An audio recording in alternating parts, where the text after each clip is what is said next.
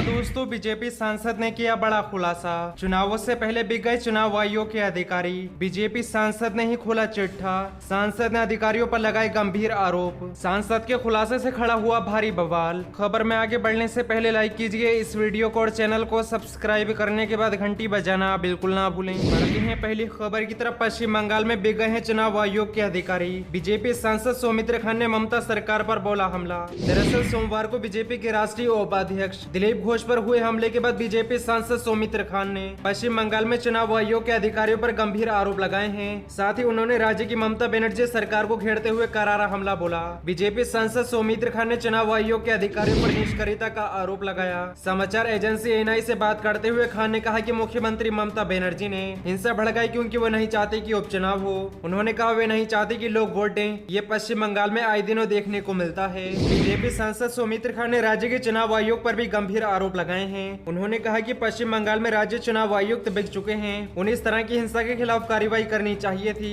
लेकिन किसी भी चुनाव आयुक्त ने इस घटना पर प्रतिक्रिया नहीं दी। इससे पहले बीजेपी के राष्ट्रीय उपाध्यक्ष दिलीप घोष ने आरोप लगाया कि भवानीपुर उपचुनाव के लिए प्रचार करते समय टीएमसी कार्यकर्ताओं ने उन पर हमला किया और उनके साथ दिलीप घोष ने कहा कि चुनाव आयोग से बार बार शिकायत करने के बावजूद भवानीपुर उपचुनाव के लिए उनके प्रचार के दौरान कोई सुरक्षा व्यवस्था नहीं की गई थी। भवानीपुर, शमशेरगंज, जंगीपुर विधानसभा सीटों पर उपचुनाव के लिए 30 सितंबर को मतदान होना है। नतीजे 3 अक्टूबर तक घोषित किए जाएंगे। दुर्व्यवहार किया। उन्होंने आगे कहा कि चुनाव प्रचार के दौरान उनके साथ गए बीजेपी कार्यकर्ताओं पर भी हमला किया गया। पश्चिम बंगाल में भवानीपुर में चुनाव को लेकर बीजेपी और टीएमसी दोनों ने ही अपनी पूरी ताकत झोंक दी है।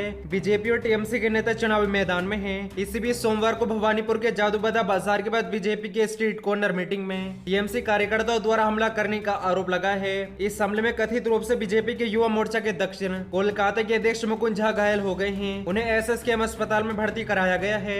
दूसरी ओर टीएमसी ने ट्वीट कर आरोप लगाया कि दिलीप घोष के सिक्योरिटी गार्ड ने दिन के उजाले में बंदूक तानी थी, जो पूरी तरह से शर्मनाक है। बता दें कि बीजेपी ने यहाँ ममता बनर्जी को रोकने के लिए अपने 80 नेताओं को मैदान में उतारा है। बढ़ते हैं अगली खबर की तरफ। किसान नेता त्यागी ने योगी सरकार पर बोला हमला। आने वाले चुनाव में हम बीजेपी का बहिष्कार करेंगे, उनके नेताओं को गाँव में भी घुसने नहीं देंगे। दरअसल किसान संगठनों द्वारा कल कृषि कानूनों के खिलाफ भारत बंद का आह्वान किया गया था। कई राज्यों में किसान संगठनों ने कृषि कानूनों का खुले तौर पर विरोध करते हुए मोदी सरकार के खिलाफ मोर्चा खोला।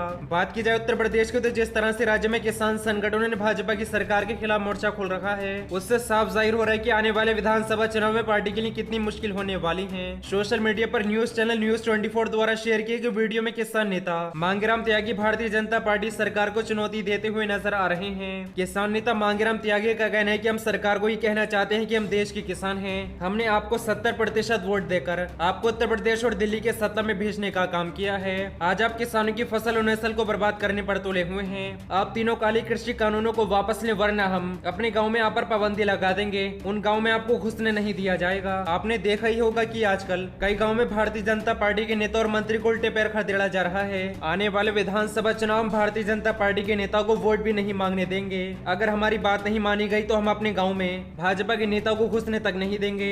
इनका हर जगह पर बहिष्कार किया जाएगा। आपको बता दें कि उत्तर प्रदेश विधानसभा चुनाव से पहले राज्य में भाजपा नेताओं को जनता के गुस्से और विरोध का सामना करना पड़ रहा है। यहाँ तक कि गांव में भाजपा नेताओं की एंट्री पर बैन लगा दिया गया है। माना जा रहा है कि अगर किसानों का विरोध इसी तरह से चलता रहा तो विधानसभा चुनाव 2022 में भाजपा को बड़ा नुकसान हो सकता है।